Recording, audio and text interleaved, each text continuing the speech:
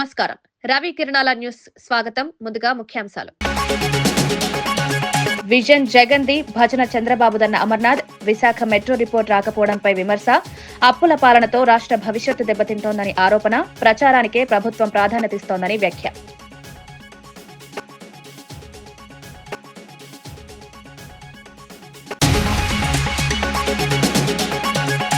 నిఖిత హత్య కేసులో తండ్రి కన్నీటి విన్నపం. నిందితుడికి కఠిన శిక్ష విధించాలని డిమాండ్. చివరిసారి న్యూ ఇయర్ విష్ చేసిన సందర్భం గుర్తు చేసుకుంటూ ఆవేదన. న్యాయం జరిగే వరకు పోరాటం చేస్తానని స్పష్టం.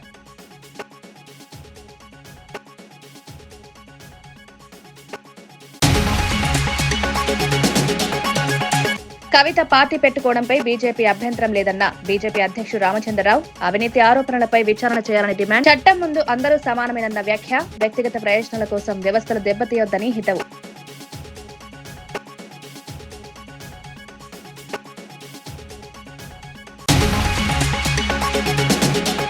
రాయలసీమ లిఫ్ట్ ఆపుతారని చంద్రబాబు మాటిచ్చారా అన్న శైలజనాథ్. రేవంత్ వ్యాఖ్యలపై చంద్రబాబు స్పష్టత ఇవ్వాలని డిమాండ్. రాయలసీమ భవిష్యత్తుతో చెలగాటమాడుతున్నారని విమర్శ. సాగునీటి ప్రాజెక్టులు ఆగితే రైతులకు నష్టమని హెచ్చరిక.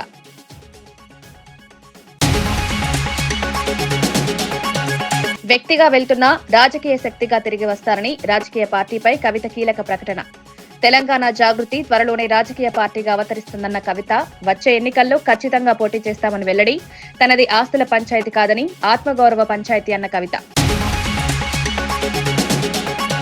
విజయ డైరీలో అనేక అక్రమాలు జరుగుతున్నాయని టీడీపీ నేత భూమా విఖ్యాత్ రెడ్డి ఆరోపించారు. డైరీకి తాను తప్పనిసరిగా చైర్మన్ కావాలని ఆశ లేదని, టీడీపీ తరపున ఎవరైనా చైర్మన్ అయితే సహకరిస్తారని స్పష్టం చేశారు. కార్మికులు, రైతులు ఎవరితో స్పష్టంగా ఉంటే వారు చైర్మన్ అయిన అభ్యంతరం లేదన్నారు. తమ మౌనాన్ని ఉపయోగించుకుని మీరు హాజరు కాలేదని ఆరోపించడం సరికాదని వ్యాఖ్యానించారు. డైరీ వ్యవస్థలో పారదర్శకత ఉండాలని, అక్రమాలపై సమగ్ర విచారణ జరగాలని డిమాండ్ చేశారు. రైతుల ప్రయోజనాలు, కార్మికుల భద్రతే ప్రధాన లక్ష్యంగా పాలన సాగాలని భూమా విఖ్యాత్ రెడ్డి సూచించారు. నోటీస్ ఇచ్చినారు. నేనున్న సొసైటీని ఎట్లా రద్దు చేస్తారని చెప్పి నేను క్వశ్చన్ చేయడానికి పోయినసారి వస్తే లేదు ఈరోజు మా వాళ్ళు ఎవరు రాలేదు, మళ్ళీ ఇంకోసారి రమ్మన్నారు. మరి ఇంకోసారి నేను బయలుదేరేసి వస్తే పోలీసు వాళ్ళు హౌస్ అరెస్ట్ చేయడం జరిగింది నన్ను, పోలీస్ డిపార్ట్మెంట్. ఈరోజు కూడా నన్ను ఈరోజు 11 o'clockకి నా సొసైటీని రమ్మంటే ఈరోజు కూడా డిపార్ట్మెంట్కి సహకరించి లా అండ్ ఆర్డర్ ప్రాబ్లం ఎక్కడ రాకూడదని చెప్పే ఉద్దేశంతో నేను గమ్మునున్నాను. కానీ ఈరోజు మా సైలెన్స్ ని వీళ్ళు వాడుకొని ఈరోజు వీళ్ళు ప్రెస్ మీట్లు పెట్టి మేమేదో హాజరు కాలేదని చెప్పి ప్రెస్ మీట్ చూసిన వెంటనే బయలుదేరి వచ్చాను. మరి మొదటిగా మా ఒక ముఖ్య ఉద్దేశం ఈరోజు ఇక్కడ ఏదో అలజడి సృష్టించి ఏదో చేసేద్దామని కాదు. గతంలో చెప్పినట్టుగానే చాలా అక్రమాలు జరుగుతున్నాయి విజయ డైరీ సంస్థలో. అటు విజయ డైరీలో పనిచేసే ఎంప్లాయీలు, కార్మికులు కానీ, ఇటు రైతులు కానీ ఎన్నో రకాలుగా నష్టపోతున్నారు. ఇది పదే మేము చెప్పుకుంటా వస్తున్నాము. కాకపోయినా ఎన్నిసార్లు చెప్పినా కూడా ఇక్కడ స్పందన లేదు. ఈరోజు రెచ్చగొట్టే విధంగా విజయ డైరీలో ఒక పాలన అనేది సాగుతుంది. లేకపోతే ప్రపంచంలో ఉన్న అందరికీ తెలుసు మాకు గంగులోలకు పడదని చెప్పి. మరి అదే గంగులోలని 3 కమిటీలో వేస్తారు. ఎవరినైనా దాదాపు 14 మంది బోర్డు మెంబర్స్ ఉండగా ముగ్గురు ఎవరినైనా 3 కమిటీని వేయచ్చు. కానీ గంగులోనే వేస్తారు. మాకేం ప్రాబ్లం లేదు. గంగులోలు ఉంటే ఎవరున్నా నాకు ప్రాబ్లం లేదు. ఎందుకంటే నేను తప్పు చేయలే, వచ్చి లక్షణంగా మాట్లాడతా. కాకపోతే ఇక్కడికి వస్తే ఇదే సమస్య. ఆయన ఆ రూమ్ లో కూర్చుంటారు, నన్ను పక్క రూమ్ లో కూర్చోబెడతారు. మరి నేను వచ్చినాను, నాతో వచ్చి మాట్లాడచ్చు కదా. నన్ను మమ్మల్ని ఎంక్వైరీకి పిలుస్తాను. నేను ఒక్కనే కాదు, నాతో పాటు నా సొసైటీ వచ్చింది. ఆ సొసైటీలో ఉన్న మెంబర్ వాళ్ళు ఎవరైతే పేర్లు ఇచ్చినారో అందరం వచ్చినాము. మాట్లాడచ్చు కదా, మాట్లాడరు. ఇది ఒక హై డ్రామా చేయడానికి తప్ప ఇది ఇంకోటి పనికిరాదు. వీళ్ళేదో ఇది ఇక్కడేదో అధికార దుర్వినియోగం చేస్తున్నామని చెప్పి మీడియాలో చూపిస్తే మా ప్రభుత్వం ఏదన్నా తగ్గుతుందని చెప్తాను. నేను చాలా స్పష్టంగా తెలియజేసుకుంటున్నాను. ఇది నేను మళ్ళీ చెప్తున్నాను, నేను చైర్మన్ అవడానికి కోసం కాదు. ఇది తెలుగుదేశం పార్టీ తరపు నుంచి ఎవరు చైర్మన్ అయినా, లేకపోతే ఇక్కడ రైతులు మరి కార్మికులు ఎవరితో సంతోషంగా ఉంటే వాళ్ళైనా చైర్మన్ అయినా నాకు అభ్యంతరం లేదు. కాకపోతే నా ఈ పోరాటం పార్వతీపురంలో నిర్వహించిన మీడియా సమావేశంలో ఎమ్మెల్యే విజయ్ చంద్ర మాట్లాడుతూ చంద్రబాబు నాయకత్వంలో రాష్ట్రం అభివృద్ధి పదంలో దూసుకువెళ్తోందన్నారు. భోగాపురం ఎయిర్పోర్ట్ పనులను కూటమి ప్రభుత్వం వేగవంతం చేసి విమానాలు ల్యాండ్ అయ్యే స్థాయికి తీసుకొచ్చిందన్నారు. గతంలో ఇక్కడికి ఎర్ర బస్సు కూడా రాదని ఎగతాళి చేసిన జగన్ ఇప్పుడు ఆ క్రెడిట్ తనదేనని చెప్పడం హాస్యాస్పదమని విమర్శించారు. అభివృద్ధి పనుల్లో వాస్తవాలు ప్రజలకు స్పష్టంగా కనిపిస్తున్నాయన్నారు. కూటమి ప్రభుత్వం మాటల్లో కాకుండా చేతల్లో చూపుతోందన్నారు. ప్రజలు కూడా ఎవరు అభివృద్ధి చేశారో గుర్తించి సరైన నిర్ణయం తీసుకుంటారని ఎమ్మెల్యే విజయ్ చంద్ర ధీమా వ్యక్తం చేశారు. విశాఖపట్నం అనేది ముంబైని బీట్ చేస్తుంది, ఖచ్చితంగా ముంబైని బీట్ చేస్తుంది. ముంబైని గేట్వే ఆఫ్ ఇండియా అంటారు, విశాఖపట్నాన్ని కూడా గేట్వే ఆఫ్ ఈస్ట్ ఇండియా అనే ఒక పదాన్ని వాడాల్సి వస్తుంది ఇంటర్నేషనల్ ట్రేడ్ బిజినెస్ అందరూ కూడా. దీనికి ప్రత్యేకంగా ఇప్పుడు హైదరాబాద్ గురించి చెప్పుకున్న ఎవరి గురించి చెప్పుకున్న పునాది ఖచ్చితంగా కనబడుతుంది. మీ అందరికీ తెలిసిందే, పునాదులు ఎప్పుడు కనబడవు కానీ బిల్డింగ్ కనబడుతుంది. ఆ పునాది ఎంత స్ట్రాంగ్ వేసిన వాళ్ళే గొప్పలు. అందులో చంద్రబాబు నాయుడు గారు ఒకరు అంత విజనరీ డాక్యుమెంట్లు చేసిన దానికి. ఈ యొక్క ఎయిర్పోర్ట్ గురించి మాట్లాడితే ఇందాకలా చూశారు, ఎర్ర బస్సు పోదు వాళ్ళకి ఎయిర్ బస్ ఎందుకునని. ఎయిర్ బస్ దిగి వచ్చింది ఇప్పుడు. అది మాటలకి చేతలకి తేడా ఉంటుంది. ప్రతిసారి అందరూ కూడా ఇంటెలిజెన్స్ ఏమంటారంటే కొందరు మాటలు చెప్పేవాళ్ళు ఉంటారు. అందులో నెంబర్ 1 జగన్మోహన్ రెడ్డి బోగస్ రెడ్డి, ఒక ఫేక్ రెడ్డి అని. ఎందుకంటున్నానంటే ఫేక్ ప్రచారం తప్ప ఇంకేం మాట్లాడు. క్రెడిట్ తీసుకుందాం అని చూస్తుంటాడు, ప్రతిదానికి క్రెడిట్ తీసుకుందాం అనుకుంటాడు. ప్రతి మీద ఫోటోలు వేసుకోవడం మనం చూసాం, కానీ ఇప్పుడు ప్రతిదీ క్రెడిట్ నేనే చేశాను అనుకుంటాడు. పోలవరం ఆయన వల్ల అయిందంటాడు. ఇప్పుడు మనం చేస్తున్న పని అంతా ఆయన ఒక మేధావి, ముందు రసించి వెళ్ళిపోయాడు. నేను ఓడిపోతున్నాను, ఖచ్చితంగా 24 ఓడిపోతున్నాను, మీరు 24 వస్తున్నారు కాబట్టి ఏది ఎలా చేయాలో నేను ఒక సిద్ధాంతాన్ని రాసేసాను, దాన్ని అమలుపరచండి అని చెప్పి కూటమి ప్రభుత్వానికి ఇచ్చినట్లు మాట్లాడుతుంటుంటాడు. ఎన్ని కార్యక్రమాలు చేస్తున్నాం ఆల్రెడీ మనం మీ అందరికీ తెలిసిందే. హామీలో ఇచ్చినట్లు కరెంటు బిల్లుని పెంచమని చెప్పాం, అలాగే పెంచకుండా రాష్ట్రమే ప్రప్రదంగా దేశంలో 2 టన్ ఛార్జెస్ కూడా మనం తగ్గించేసాం. ఇంతవరకు పెంచలే. దాదాపుగా 1000 కోట్లు మనం తిరిగి మనమే కడుతున్నాం, భరిస్తున్నాం. చెప్పారంటే చంద్రబాబు నాయుడు ఖచ్చితంగా చేస్తారు. ఇంకో విషయం కూడా చెప్పాలి, మొన్న నేషనల్ ఇండెక్స్ వాళ్ళు కూడా ఇచ్చున్నారు మీ అందరికీ, ఏ రాష్ట్రానికి ఎక్కువ పెట్టుబడులు వచ్చాయి, ఎంత పర్సెంటేజ్ వచ్చాయని. అన్నిటినీ దాటుకొని 25.3% ఆఫ్ ఇన్వెస్ట్మెంట్ సాధించిన ఏకైక రాష్ట్రం ఆంధ్రప్రదేశ్. మిగతా వాళ్ళందరూ ఎంత తెలుసండి, 8, 9 ఉంటే మహారాష్ట్ర 9.8 ఉంటే మంది 25.3% ఆఫ్ ఇన్వెస్ట్మెంట్ వి అచీవ్. అంటే ఇది చాలా పెద్ద మ్యాటర్. ఇది ఇంకో విషయం కూడా చెప్పాలి, మీడియా ఏం రాస్తున్నారంటే దాదాగిరి గురించి మాట్లాడారు, ఈ గురించి మాట్లాడారు, కానీ ఫస్ట్ టైం నాయుడుగిరి గురించి మాట్లాడారు. నాయుడుగిరి ప్రజాప్రభుత్వం ఏర్పడిన 48 గంటల్లోనే మహిళల భద్రత, సంక్షేమానికి బలమైన పునాది వేసిందని పంచాయతీరాజ్, గ్రామీణాభివృద్ధి, స్త్రీ శిశు సంక్షేమ శాఖ మంత్రి సీతక్క తెలిపారు. 1 కోటి మంది మహిళలను కోటీశ్వరులను చేయడమే ప్రభుత్వ ప్రధాన లక్ష్యమని పేర్కొన్నారు. ఆర్టీసీ బస్సుల్లో మహిళలకు ఉచిత ప్రయాణం అమలు చేస్తూ వారి దైనందిన జీవన వ్యయాన్ని తగ్గించామన్నారు. ఇందిరా మహిళా శక్తి పథకాన్ని వేగవంతం చేసి మహిళల ఆర్థిక స్వావలంబనకు స్పష్టమైన దిశ చూపామని తెలిపారు. గ్రామీణ ప్రాంతాల్లో మహిళా సంఘాలకు రుణాలు, ఉపాధి అవకాశాలు కల్పిస్తూ వారి ఆత్మవిశ్వాసాన్ని పెంచుతున్నామన్నారు. మహిళల అభివృద్ధి ద్వారానే రాష్ట్ర సమగ్ర అభివృద్ధి సాధ్యమని మంత్రి సీతక్క స్పష్టం చేశారు. అప్పుడు మున్సిపాలిటీ చట్టం కూడా వచ్చింది అధ్యక్ష. మున్సిపాలిటీలలో అప్పుడున్నటువంటి ప్రభుత్వము 2 పిల్లల నిబంధనను ఎత్తేసింది, కానీ ఎందుకు పంచాయతీరాజ్ చట్టంలో మరి కొత్త చట్టమే తీసుకొచ్చారు. అప్పుడు ఈ నిబంధన ఎందుకు ఎత్తివేయలేదో వాళ్ళ దగ్గర, గత ప్రభుత్వం దగ్గర మరి ప్రశ్నకైతే జవాబు లేనట్టుగా ఉంది అధ్యక్ష. కానీ వాళ్ళు మాత్రం మళ్ళీ ఎత్తేయండి మాట్లాడారు అధ్యక్ష. కాబట్టి ఈరోజు అదే సమయంలో పొరుగు రాష్ట్రాలైన ఏపీ, కర్ణాటక, మధ్యప్రదేశ్ వంటి రాష్ట్రాల్లో కూడా 2 పిల్లలకు మించి ఉంటే జీపీలో పోటీకి అనర్హులన్న షరతులు లేవు అధ్యక్ష.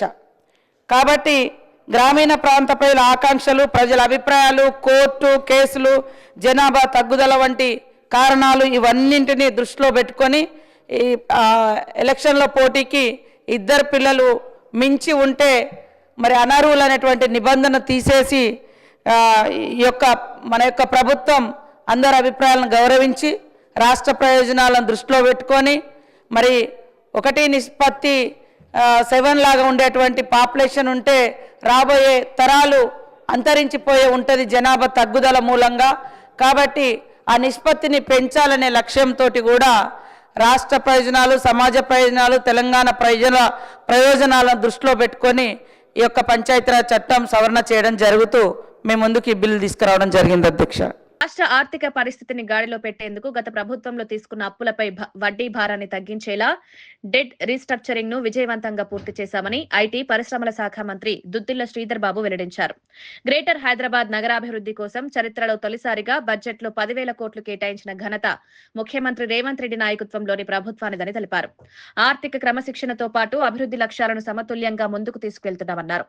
నగర మౌలిక వసతులు, ఐటీ పెట్టుబడులు, ఉపాధి అవకాశాల సృష్టి ప్రధాన లక్ష్యంగా ప్రభుత్వం పనిచేస్తోందన్నారు.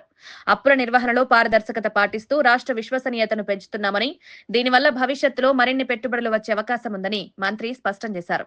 18 నుంచి 2023 వరకు ఏదైతే లోన్స్ తీసుకున్నారో దాదాపు 6,401 కోట్ల రూపాయలకు సంబంధించి మరి దాంట్లో భాగంగానే ఈరోజు డెట్ రీస్ట్రక్చరింగ్ కు సంబంధించి మరి లోన్ కు సంబంధించిన ఇంట్రెస్ట్ ను కూడా వివిధ బ్యాంకుల ద్వారా, వివిధ సంస్థల ద్వారా మాట్లాడి సేవింగ్స్ వచ్చే విధంగా మరి డెట్ రీస్ట్రక్చరింగ్ కూడా చేయడం జరిగింది అధ్యక్ష. ఈ డెట్ రీస్ట్రక్చరింగ్ కి సంబంధించి కూడా అధ్యక్ష మరి హడ్కో, State Bank of India, municipal bonds, debentures లేపిన స్టేట్ బ్యాంక్ ఆఫ్ ఇండియాకు సంబంధించి మొత్తం కూడుకొని ఈరోజు పెద్ద స్థాయిలో ఇంట్రెస్ట్ ను చెల్లించే కార్యక్రమం గత ప్రభుత్వం ఇష్టారాజ్యంగా తీసుకున్న లోన్స్ పై కూడా మరి రీస్ట్రక్చరింగ్ చేసి మరి లోన్స్ కు సంబంధించి కూడా తక్కువ రేట్లను కూడా రీస్ట్రక్చరింగ్ కూడా చేయడం జరిగింది అధ్యక్ష. ఈ విధంగా మరి గ్రేటర్ హైదరాబాద్ మున్సిపల్ కార్పొరేషన్ కు సంబంధించి ఒక ప్రక్కన క్యాపిటల్ ఎక్స్పెండిచర్ కూడా పెద్ద ఎత్తున చేస్తూ మరి ఆర్థిక సుపరిపాలన తీసుకొచ్చే ప్రయత్నంలో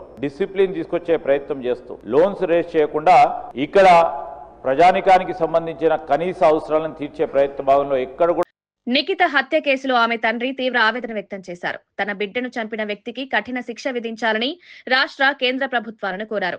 నిఖిత మృతదేహాన్ని తమకు అప్పగించాలని విజ్ఞప్తి చేశారు. డిసెంబర్ 31న హ్యాపీ న్యూ ఇయర్ ని విష్ చేసిందే చివరిసారి మాట్లాడిన సందర్భమని కన్నీటి పర్యంతమయ్యారు. ఒకప్పుడు నిఖిత, అర్జున్ రూమ్మేట్స్ గా ఉండేవారని తెలిపారు. తన బిడ్డను హత్య చేసి ఫిర్యాదిచ్చిన అర్జున్ పరారైనట్లు ఆరోపించారు. ఈ ఘటన కుటుంబాన్ని తీవ్రంగా కలిచివేసిందన్నారు. న్యాయం జరిగే వరకు పోరాటం చేస్తారని స్పష్టం చేశారు. అని పిలిపించి అట్లా మర్డర్ చేసింది, పారిపోయిందని తెలిసి అది కూడా మీ మీడియా వారి ద్వారానే తెలుసు మాకు. మేము బాధలు ఉన్నాము. మాకు త్వరలో మా పాపకు బాడీ మాకు ఇవ్వాలని ప్రభుత్వాన్ని, సెంట్రల్ ప్రభుత్వాన్ని, కిషన్ రెడ్డి గారిని, రేవంత్ రెడ్డి ప్రభుత్వాన్ని, పద్మారావు గారిని కోరుకుంటున్నాను. 31st night happy new year అని విష్ చేసింది.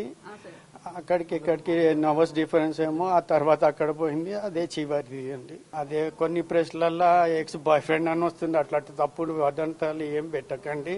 ఎక్స్ రూమ్మేట్ ఉండే, ఆమెతో పాటు 4 ఉంటుండే. అక్కడ షేరింగ్ రూమ్ చేస్తారు బయట. అక్కడనే ఆ పిల్లోడే రిపోర్ట్ ఇచ్చిందని పారిపోయేటప్పుడు ఆ పిల్లంతో అక్కడి నుంచి మాకు రిపోర్ట్ అతనే ఇచ్చిందంట. ఎవరో వాళ్ళ కొలీకు. ఎందుకు నీకు తెలుసు కదా, పక్కనే ఇన్ని రోజులు రూమ్మేట్ ఉండే కదా, నువ్వు ఎందుకు కంప్లైంట్ ఇవ్వాలి అంటే వాడు కంప్లైంట్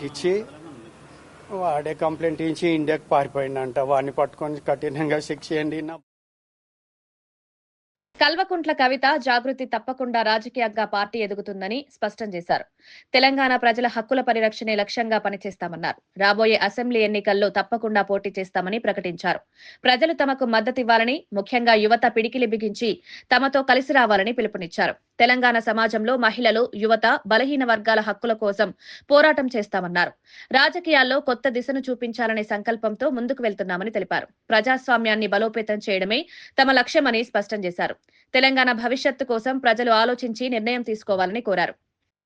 తెలంగాణ ప్రజల పక్షాన నిలబడి పోటీ చేయడానికి, నిలబడి వారి యొక్క హక్కులను కాపాడడానికి, ప్రజల పక్షాన పనిచేయడానికి తెలంగాణ జాగృతి ఒక శక్తిగా ఖచ్చితంగా చట్టసభల్లో తిరిగి అడుగు పెడుతుందనే విషయాన్ని ఎటువంటి అనుమానం లేకుండా నేను ఇవాళ తెలియజేస్తా ఉన్నాను. నేను ఆహ్వానం పలుకుతా ఉన్నాను మా లెఫ్ట్ పార్టీ సోదరులకు, మావోయిస్ట్ సింపథైజర్లకు, మావోయిస్టులకు, ఎవరైతే మనుగడ సాగించలేకపోతా ఉన్నారో, ఎవరైతే కొత్త రాజకీయ శక్తులు రావాలి ఈ రాష్ట్రంలో ఆలోచిస్తున్నారో, ఎవరైతే ప్రజాస్వామ్యబద్ధంగా పనిచేసే పార్టీలు రావాలనుకుంటున్నారో రండి. ఒక ఆడబిడ్డగా నేను ముందడుగేస్తున్నా, నాకు మద్దతు ఇవ్వండి. నేను మా విద్యార్థి లోకాన్ని పిలుస్తా ఉన్నా. ఇంతవరకు ఫీజు రియంబర్స్మెంట్ రాని మీరు పిడికిలు బిగించండి, జాగృతిలో చేరండి, పోరాటం చేయండి. మా నిరుద్యోగ యువకులకు నేను పిలిపిస్తూ ఉన్నా, మీకు ఒక కొత్త రాజకీయ వేదిక వస్తుంది. మీ పక్షాన నిలబడి కొట్లాడడానికి, ఉపాధి అవకాశాలు కల్పించడానికి, మీకోసం పనిచేయడానికి. వీర్రాజు రాయలసీమ లిఫ్ట్ ఇరిగేషన్ అంశంపై కీలక వ్యాఖ్యలు చేశారు. తెలంగాణ సీఎం రేవంత్ రెడ్డి చేసిన వ్యాఖ్యలు కేవలం తన రాష్ట్రాన్ని కాపాడుకునేందుకేనని అన్నారు. రాయలసీమకు నీళ్లు ఇవ్వకుండా ఆపుతామని చంద్రబాబు మాటిచ్చారన్న ప్రచారం పూర్తిగా అవాస్తవమని స్పష్టం చేశారు.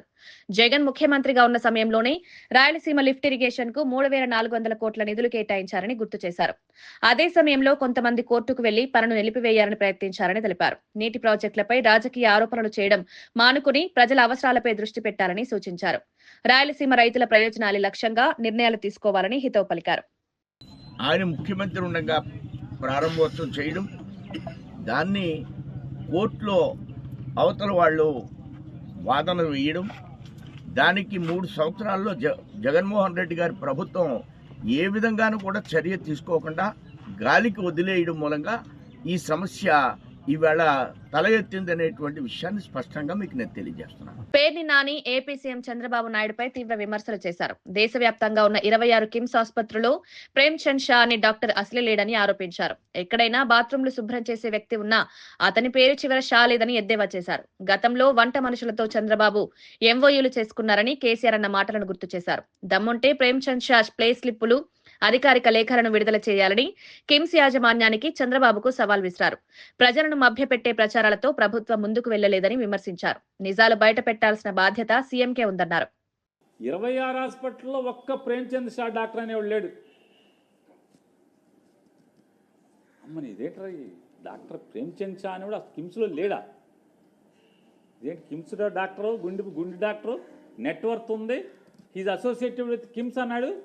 కిమ్స్లో పనిచేయట్లేదని చెప్పని సరే మేము బందర్లో ఒక 4 కలిసి ఛార్జీలు ఇచ్చి మొత్తం అన్ని హాస్పిటల్కి పంపించాం.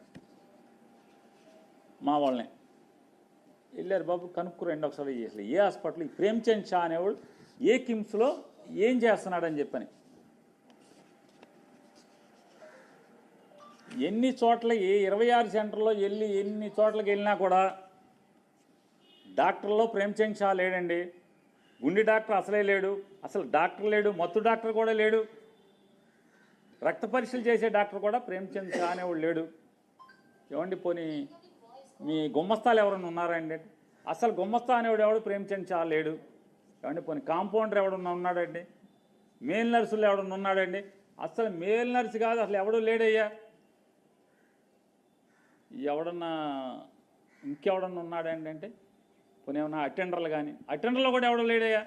పోనీ ఏమన్నా టాయిలెట్లు కడిగేవాడు ఎవడన్నా అంటే ఎవడో ఒకడు ఉన్నాడండి ప్రేమ్చంద్ అని. షా లేదు అతనికి చివర అన్నారు.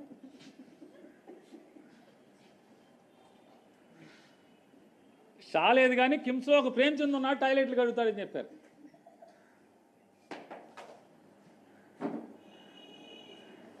మొన్న కేసీఆర్ అంటేనేమో ఆంధ్రజ్యోతి రాధాకృష్ణ గారు పిసుకున్నాడు. ఇట్లా రబ్బర్ పసుపు బంతి ఉంటుంది కదా పిసుక్కోవటం అని మామూలుగా ఫిజియోథెరపీలో పిసుకుతారు, అట్లా పిసుక్కున్నాడు ఆంధ్రజ్యోతి రాధాకృష్ణ గారు. కేసీఆర్ మా బాబు గారిని ఇట్లా అంటాడా ఏమని? బిజినెస్ సమ్మిట్లో 5 స్టార్ హోటల్లో పనిచేసే వాళ్ళు తీసుకొచ్చి కోట్లేసి నుంచో పెట్టారని. అంతకేదో రామోజీరావు గారు పిసుక్కున్నాడు. ఎప్పుడు పాత రోజుల్లో 2004 ముందు రామారావుని పడేసిన తర్వాత చంద్రబాబు నాయుడుకి బిజినెస్ సమ్మిట్ అంటే ఏం లేదయ్యా. వేసాకాలానికి మన చలికాలం అప్పుడు నేపాల్ వాళ్ళు వచ్చి రోడ్ల పక్కన సెట్టర్లు అమ్మేవాళ్ళు, ఇప్పుడు అమ్మట్లు అప్పుడు అమ్మేవాళ్ళు. వాళ్ళకే తెచ్చి కోట్లు వేసేసి తీసుకొచ్చి సంతకాలు పెట్టి ఫోటో తీసేస్తున్నాడయ్యా చంద్రబాబు అని చెప్పి రాజశేఖర రెడ్డి గారు అనేవాడు. అప్పుడు సెట్టర్లు అమ్మేవాళ్ళని కోట్లు వేసి తీసుకొచ్చాయండి. ఇప్పుడేమో కేసీఆర్ అన్నాడు హోటల్లో కుక్కులను తీసుకొచ్చి హోటల్లో పనిచేసే వాళ్ళని తీసుకొచ్చి 5 స్టార్ వాళ్ళని కోట్లు వేసి సంతకాలు పెట్టి ఊరికే ఫోటోలు దిగుతున్నాడని చెప్తారు. ఇది కూడా అంతే కదా. కిమ్స్ హాస్పిటల్లో ఎవడ బాత్రూమ్లు కడిగే ప్రేమ్చంద్ ఏంటి, షా కూడా లేదంట. మరి ఆ షాతో మీకు టెండర్ వేయించుకోవటం ఏంటి నాకు అర్థం కాదు. నారా చంద్రబాబు నాయుడు గారు ఛాలెంజ్ చేస్తున్నా, కిమ్స్ హాస్పిటల్లో ప్రేమ్చంద్ షా అనే డాక్టర్ లేడు. ఉన్నారని కనుక మీరు ప్రూవ్ చేస్తే, కిమ్స్ హాస్పిటల్తో సర్టిఫికేట్ ఇస్తే, ఇదిగో ఇన్నాళ్ళని అతని పే స్లిప్ ఇన్ని సంవత్సరాల నుంచి మా దగ్గర జీతం తీసుకు పనిచేస్తున్నాడని ఆధారాలు కనుక మీరు బయట పెడితే నేను తలకాయ ఉంచి చంద్రబాబు నాయుడు గారికి క్షమాపణ చెప్తాను. క్షమాపణ చెప్తాక సిద్ధంగా ఉన్నాను. ప్రేమ్చంద్ షా అనేటువంటి కార్డియాలజిస్ట్ కానీ డాక్టర్ కానీ రావు కవిత పార్టీ ఏర్పాటు ప్రకటనపై స్పందిస్తూ కీలక వ్యాఖ్యలు చేశారు. రాజ్యాంగం ప్రకారం ఎవరైనా రాజకీయ పార్టీ ఏర్పాటు చేసుకోవచ్చని, ఇందులో ఎలాంటి అభ్యంతరం లేదన్నారు. గతంలో కేఏ పాల్ కూడా పార్టీ పెట్టిన ఉదాహరణను గుర్తు చేశారు. అయితే కవిత చేసిన అవినీతి ఆరోపణలపై ప్రభుత్వం విచారణ చేయాలని డిమాండ్ చేశారు. ఆమె తప్పు చేసినందుకే జైలుకు వెళ్లాల్సి వచ్చిందని వ్యాఖ్యానించారు. కవిత పార్టీ పెట్టడం వల్ల బీజేపీకి ఎలాంటి నష్టం లేదని స్పష్టం చేశారు. కక్షపూరిత రాజకీయాలకు బీజేపీ ఎప్పుడూ వ్యతిరేకమని తెలిపారు. చట్టం ముందు అందరూ సమానమేనని, ఆరోపణలు నిజమైతే తప్పకుండా చర్యలు తీసుకోవాల్సిందేనన్నారు. వ్యక్తిగత రాజకీయాల ప్రయోజనాల కోసం వ్యవస్థలను దెబ్బతీయడం సరికాదని హితవు పలికారు. ఎవరెవరి మీద ఆరోపణలు చేసిరో, ఏమేమైతే ఆరోపణలు చేసిరో వీటన్నిటి మీద ప్రభుత్వం ఒక ఎంక్వైరీ పెట్టాలి. ప్రభుత్వం దీని మీద వాళ్ళు విచారణ చేయాలి. ముఖ్యంగా ఈవిడ గారిని విచారణ చేయాలి. ఎందుకంటే బయట పెట్టింది వారే కదా, ఆరోపిస్తుంది వారే కదా. ఈరోజు అదే అంశాలపైన బయటికి పోయి నా ఆత్మగౌరవం దెబ్బతింది కాబట్టి నేను పార్టీ పెడుతున్నప్పుడు ఆ ఆత్మగౌరవం దెబ్బతిన్నటువంటి ఒక ఏమేమి అంశాలు ఉన్నాయి, ఏమేమి ఒక నిధులు ఎక్కడెక్కడ పోయినాయి, ఎవరెవరు ముడుపులు ఇచ్చారు, ఎక్కడెక్కడ జరిగిన అవినీతి, ఏ ఎమ్మెల్యే ల్యాండ్ గ్రాబింగ్ చేశారు, వారే చెప్పారు సగం మంది ల్యాండ్ కావాలని, సగం మంది తిన్నారని. సో కాబట్టి వారు పార్టీ పెడితే పెద్ద ఎఫెక్ట్ ఏది లేదు, ఎవరికి ఎఫెక్ట్ ఉంటుందా ఉండదా తర్వాత సంగతి, దాని మీద నేను మాట తెలుసుకోలేదు. కానీ ఏ అంశాలు అయితే చెప్పి ఈరోజు బయటకు వచ్చి నేను పార్టీ పెడుతున్నా చెప్తున్నాను, ఆ అంశాలు చాలా సీరియస్ అంశాలు ఉన్నాయి, ఆరోపణలు కూడా సీరియస్గా ఉన్నాయి. కాబట్టి దాని మీద ప్రభుత్వం ఒక ఎంక్వైరీ కమిటీ పెట్టి వీరిని మెయిన్ విట్నెస్ కింద పెట్టి దాని మీద ఆ అన్నిటి మీద కూడా ఎంక్వైరీ చేయాలి, విచారించాలని చెప్పేసి ఈరోజు మేము డిమాండ్ చేస్తాము. విజన్ జగన్మోహన్ రెడ్డిదైతే భజన చంద్రబాబుదని మాజీ మంత్రి గుడివాడ అమర్నాథ్ విమర్శించారు. విశాఖ మెట్రో ఫిజిబిలిటీ రిపోర్టర్ ఇప్పటికీ రాకపోవడం ప్రభుత్వ వైఫల్యానికి నిదర్శనమన్నారు. రాష్ట్రాన్ని అప్పుల పాలుగా మార్చారని ఆరోపించారు. జగన్ పాలనలో అభివృద్ధి దిశగా స్పష్టమైన ప్రణాళికలు ఉండేవని, ప్రస్తుతం అవి పూర్తిగా కనిపించడం లేదని విమర్శించారు. 2 కోట్ల అప్పులు తెచ్చి ప్రజలపై భారం మోపారన్నారు. ప్రజలకు ఉపయోగపడే ప్రాజెక్టుల కన్నా ప్రచారానికే ప్రభుత్వం ఎక్కువ ప్రాధాన్యమిస్తోందని ఆరోపించారు. రాష్ట్ర భవిష్యత్తును దృష్టిలో పెట్టుకుని ప్రజలు ఆలోచించాలని సూచించారు. అని చెప్పుకునేటువంటి దానికి మీకు ఏముంది చెప్పండి ఒకసారి. ఈరోజు కేవలం మీరు అధికారంలో ఉన్నారు కాబట్టి, అసలు మేము ల్యాండ్ మనం ఎప్పుడైతే స్టేట్ గవర్నమెంట్ ల్యాండ్ ఆ ప్రైవేట్ పార్టీకి ఎవరైతే డెవలపర్ ఎవరైతే ఎయిర్పోర్ట్ డెవలప్ చేస్తా ఉన్నారో జిఎంఆర్ సంస్థకి సరిహద్దులన్నీ కూడా ఫిక్స్ చేసి ఆ రోజు joint collector Vizianagaram joint collector గారిని జిఎంఆర్ కి సంబంధించినటువంటి సంస్థ ప్రతినిధుల్ని పెట్టి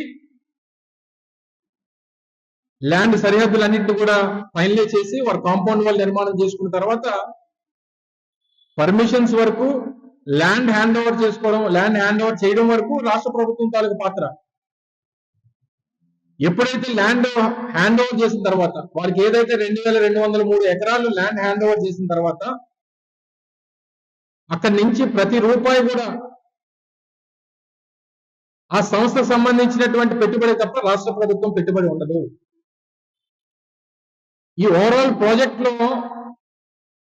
ప్రభుత్వం తాలూకా కాంట్రిబ్యూషన్ ఏంటంటే 2200 ఎకరాల భూమి ఏదైతే ఆ సంస్థకి ఇస్తా ఉన్నామో ఇది ప్రభుత్వం తాలూకా ఈక్విటీ కింద ఈ ప్రాజెక్ట్ లో ఉంటది. అక్కడి నుంచి మొదలుకొని మే 3, 2023 ఏ రోజైతే పర్మిషన్స్ అన్ని వచ్చేసి కాంట్రాక్టర్ గారు ఎవరైతే ఆ సంస్థ కాంట్రాక్టర్ కి L&T కాంట్రాక్ట్ ఇచ్చి అటువంటి పనులు మొదలుకొని నిర్విరామంగా జరుగుతూ ఉన్నాయి. మధ్యలో 25-30% అయిన తర్వాత ఆ రోజు నేను మంత్రిగా ఉన్నప్పుడు స్థానికంగా ఉన్నటువంటి అందరూ ప్రజాప్రతినిధులు అందరం కూడా కలిసి మిమ్మల్ని అందరినీ కూడా తీసుకుని వెళ్ళి ఆ రోజు రన్వే పనులు అవుతున్నప్పుడు కూడా మిమ్మల్ని అందరినీ తీసుకుని వెళ్ళి చూపించడం జరిగింది. అది కంటిన్యూస్ ప్రాసెస్ నడుస్తూ ఉంది. అదేదో మీ ఘనతలాగా మీరు మీ కాంట్రిబ్యూషన్ ఏంటి అందులో? ఈరోజు కొత్తగానేమో స్థానికంగా కొంతమంది నాయకులు ఈ ప్రచార మాధ్యమాల్లో, సామాజిక మాధ్యమాల్లో జగన్మోహన్ రెడ్డి గారివి కొన్ని వీడియోలు సర్క్యులేట్ చేస్తా ఉన్నారు. మీకు దమ్ము ధైర్యం ఉంటే కనీసం మనిషి పుట్టినందుకు కనీసం సిగ్గు అనేది ఉంటే మీరు ఏదన్నా ఒక వీడియో ప్రజల ముందు పెడదాం అనుకున్నప్పుడు మొత్తం వీడియోని పెట్టండి, తప్పలేదు. మీ బ్రతుకుల్లాగా మీ పార్టీ నాయకత్వం దగ్గర నుంచి మీ వరకు మీ బ్రతుకులు ఏ రకంగా ఉంటాయో ఆ రకంగా కట్ కాపీ పేస్ట్,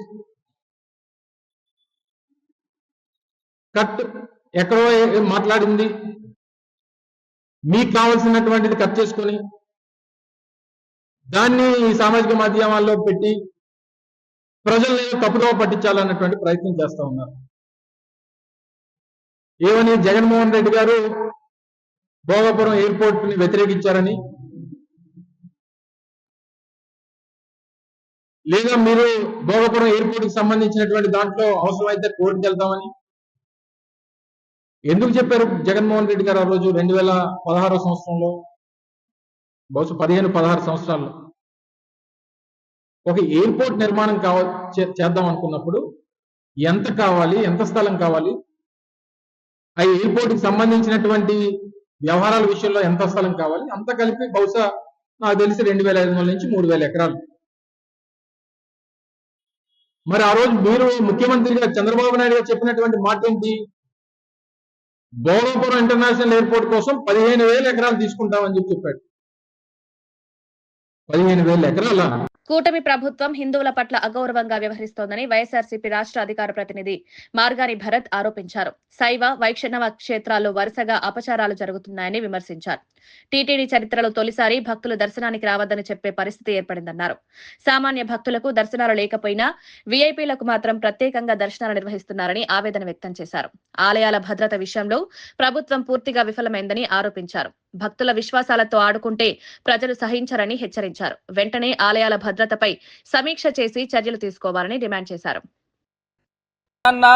సాక్షాత్తు నితిన్ గడ్కరీ గారేమో ఆయన రోడ్ ట్రాన్స్పోర్ట్ హైవేకి సంబంధించి అక్కడ భోగాపురం ఎయిర్పోర్ట్ కి కనెక్టివిటీ రోడ్స్ శాంక్షన్ చేశారు. ఆయన మాటలతోనే మనం కూడా విందాం ఆయన ఏం చెప్పాడో. అదే రకంగా జిఎంఆర్ అధినేత గ్రంథి మల్లికార్జున్ గారు ఆయన ఏం చెప్పారో ఆయన మాటలు కూడా విందాం. 2019లో చంద్రబాబు నాయుడు గారు ఆల్రెడీ శంకుస్థాపన చేశారని అంటున్నారు. నేను అడుగుతా ఉన్నా, ఇదే ఆంధ్రప్రదేశ్ రాష్ట్ర ప్రభుత్వాన్ని అడుగుతా ఉన్నా, మీ దగ్గర ఏమి క్లియరెన్స్లు ఉన్నాయి? గవర్నమెంట్ ఆఫ్ ఇండియా పర్మిషన్లు ఉండాలి కదండి. ఇదేమి సివిల్ ఏవియేషన్ అంటే మీ పక్కన ఉండే మినిస్ట్రీ శాఖ ఏం కాదు. సివిల్ ఏవియేషన్ మినిస్ట్రీ అంటే గవర్నమెంట్ ఆఫ్ ఇండియా. అప్పుడు సాక్షాత్తు మీ మంత్రి అశోక్ గజపతి రాజు ఆయన కేంద్ర మంత్రి సివిల్ ఏవియేషన్ మినిస్ట్రీకి మినిస్టర్ ఆయన ఉన్నప్పుడు కూడా మీరు పర్మిషన్ తెచ్చుకోలేపారే. అప్పుడు గవర్నమెంట్ ఎలక్షన్స్ వచ్చేసి 2019లో ఆగ మేఘాల మీద తీసుకొచ్చి టంకాయలు పగలగొట్టేసి మేము శంకుస్థాపన చేసామని శిలాపలకాలు వేసుకుంటే సరిపోతుందా? ఎన్ని కోర్టు కేసులను క్లియర్ చేసుకుని ల్యాండ్ ఎక్విజిషన్ చేసుకుని జగన్మోహన్ రెడ్డి గారు సుమారుగా 2,000 పైచిలకు ఎకరాలు ల్యాండ్ ఎక్విజిషన్ చేసుకుని గవర్నమెంట్ ఆఫ్ ఇండియా నుంచి పర్మిషన్స్ తెచ్చుకుని 2023లో ఆ శంకుస్థాపన చేశారు. హైదరాబాద్ ఎయిర్పోర్ట్ శ్రీ రాజశేఖర రెడ్డి గారు ఫౌండేషన్ వేశారు. మళ్ళీ ఆయనే సీఎం రోడ్డు ఇనాగరేట్ చేశారు. ఢిల్లీ ఎయిర్పోర్ట్ రాజశేఖర రెడ్డి గారే వారితో పాటు వచ్చి ఇనాగరేట్ చేశారు. వారు ఈ రోజుని అది భగవంతుడు నిర్ణయం చేయదు. వారి తనయుడు జగన్మోహన్ రెడ్డి గారు వారి అమృత హస్తాలతో ఈ రోజుని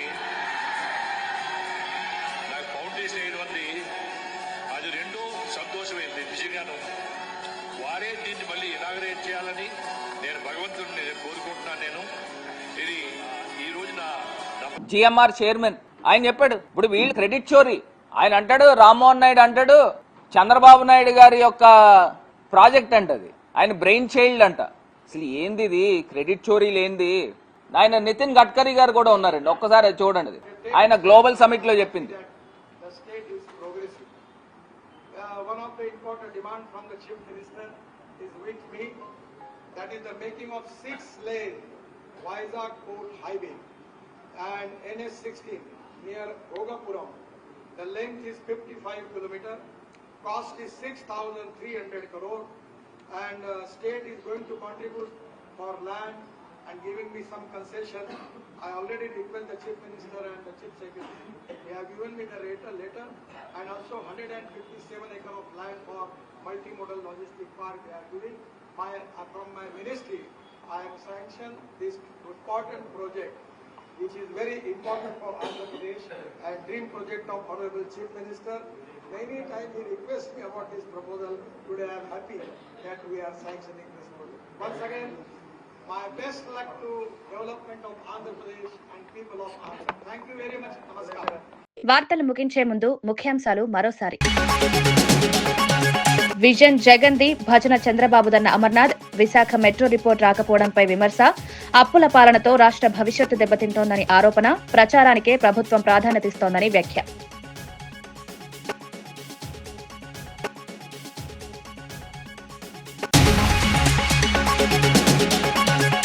నిఖిత హత్య కేసులో తండ్రి కన్నీటి విన్నపం. నిందితుడికి కఠిన శిక్ష విధించాలని డిమాండ్. చివరిసారి న్యూ ఇయర్ విష్ చేసిన సందర్భం గుర్తు చేసుకుంటూ ఆవేదన. న్యాయం జరిగే వరకు పోరాటం చేస్తానని స్పష్టం.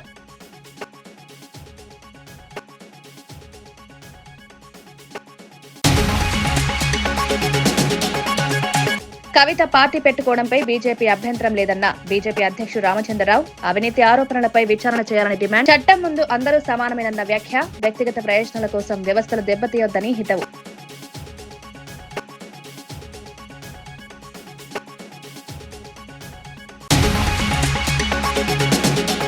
రాయలసీమ లిఫ్ట్ ఆపుతారని చంద్రబాబు మాటిచ్చారా అన్న శైలజనాథ్. రేవంత్ వ్యాఖ్యలపై చంద్రబాబు స్పష్టత ఇవ్వాలని డిమాండ్. రాయలసీమ భవిష్యత్తుతో చెలగాటమాడుతున్నారని విమర్శ. సాగునీటి ప్రాజెక్టులు ఆగితే రైతులకు నష్టమని హెచ్చరిక.